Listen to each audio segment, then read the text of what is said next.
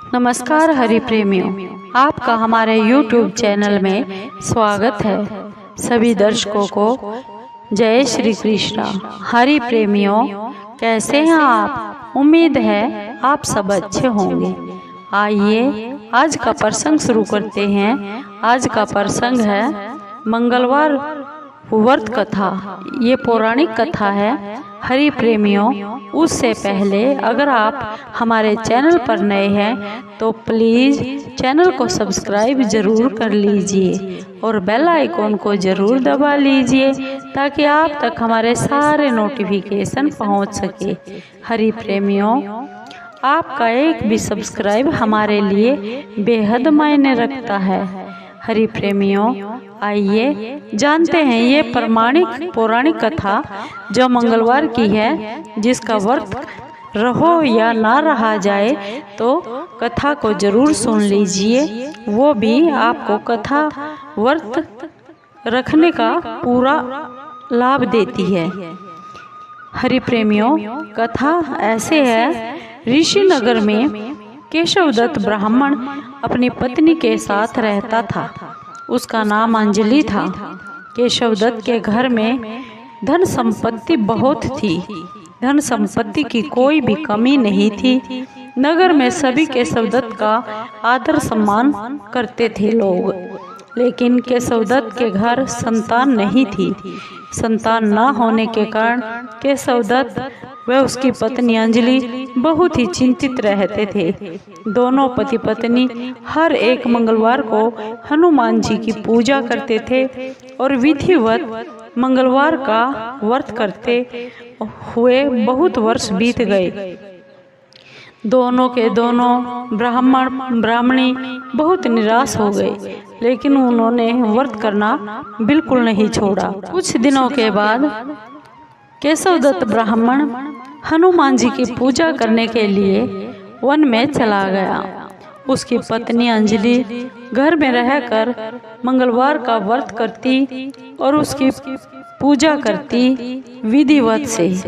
दोनों पति पत्नी बेटे की प्राप्ति के लिए मंगलवार का व्रत रखते और नियम और विधिवत करते। अंजलि ने अगले मंगलवार को फिर से व्रत किया, लेकिन किसी कारणवश उस दिन वह हनुमान जी को भोग नहीं लगा सकी। उस दिन वह सूर्यास्त के बाद भूखी ही सो गई। अगले मंगलवार को हनुमान जी का भोग बिना लगाए ही उसने भोजन नहीं करने का प्रण कर लिया। 6 दिन तक अंजलि भूखी प्यासी रही, क्योंकि उसने मंगलवार के दिन भोग नहीं लगाया था। इसलिए वह अपने पछतावे की वजह से उसने भोजन नहीं किया। और 7वें दिन मंगलवार को फिर से अंजलि ने हनुमान जी की पूजा की और व्रत किया, लेकिन तब भी भूख और प्यास के कारण अंजलि बेहोश हो गई। हनुमान जी ने अंजलि को स्वप्न में दर्शन देते हुए कहा, पुत्री, मैं तुम्हारी पूजा और पाठ से बहुत ही प्रसन्न हूँ और तुम्हें सुयोग्य और सुंदर पुत्र होने का वरदान देता हूँ। यह कहकर बजरंगबली हनुमान जी अंतर्ध्यान हो गए। लेकिन अंजलि की आँख खुली। तत्काल अंजलि ने उठकर हनुमान जी को भोग लगाया और खुद भी भोजन किया। हनुमान जी की ऐसी अनुकंपा से अंजलि ने एक बहुत ही सुंदर पुत्र को जन्म दिया। मंगलवार को जन्म लेने के कारण उस बच्चे का नाम भी मंगल प्रसाद रख दिया गया। कुछ दिनों के बाद अंजलि का पति केशवदत्त भी जंगल से वापस घर लौट आया। उसने मंगल को देखा तो अंजलि से पूछा, अंजलि, यह इतना सुंदर बच्चा किसका है? अंजलि ने खुश होते हुए हनुमान जी के दर्शन देने और बेटे की प्राप्ति का वरदान देने की सारी कथा अपने पति को सुना दी। लेकिन केशवदत्त को उसकी बातों पर बिल्कुल भी विश्वास नहीं हुआ। उसके मन में पता नहीं कहां से एक कलुषित विचार आ गया और अंजलि ने उसके साथ विश्वासघात किया है। अपने पापों को छिपाने के लिए अंजलि मुझसे झूठ बोल रही है। केशवदत्त ने उस बच्चे को जान से मार डालने की योजना बना ली। एक दिन की बात है, केशवदत्त स्नान के लिए कुएं पर गया। मंगल भी उसके साथ कुएं पर चला गया। केशवदत्त ने मौका देखते ही मंगल को कुएं में फेंक दिया और घर आकर अंजलि से बहाना बना दिया कि मंगल तो कुएं पर मेरे साथ गया ही नहीं।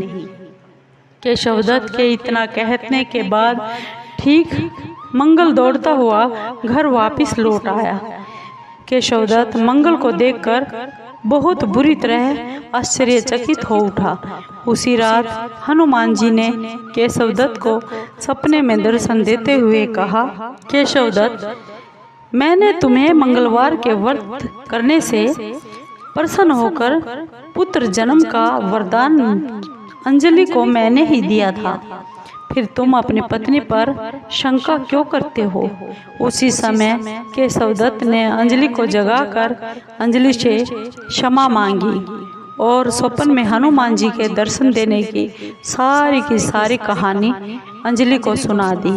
केशवदत्त ने अपने बेटे को अपने हृदय से लगा लिया और बहुत प्यार किया। उस दिन के बाद सभी आनंद पूर्वक रहने लगे।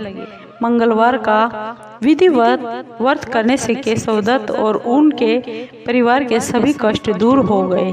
इस तरह जो भी स्त्री पुरुष विधि पूर्वक मंगलवार का व्रत करके व्रत कथा सुनते हैं, हनुमान जी उनके सभी कष्टों को दूर करके धन और संपत्ति का भंडार भर देते हैं।